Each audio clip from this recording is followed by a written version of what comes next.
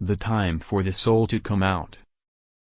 This is the tough stage when a person from your loved ones, with your educational qualifications, with all his personal qualities, from your accumulated wealth and property.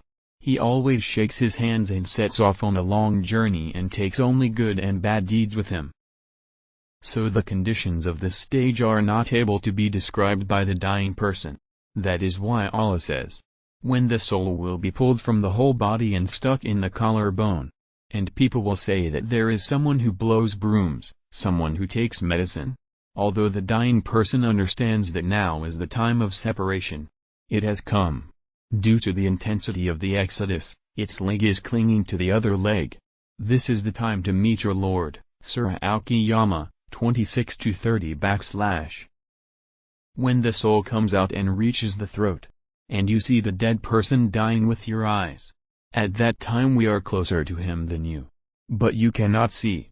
If you are true in what you say, since you are not going to get any reward or punishment, why don't you turn his soul back? Surah Al-Waqi'ah, 83-87. Would that you could see when the wrongdoers suffer the rigors of death and the angels stretch out their hands, for punishment, and say, bring your lives. Surah Al-An'am, 93. The Holy Prophet, peace and blessings of Allah be upon him, has described a very simple recipe for dealing with this most horrible stage of death.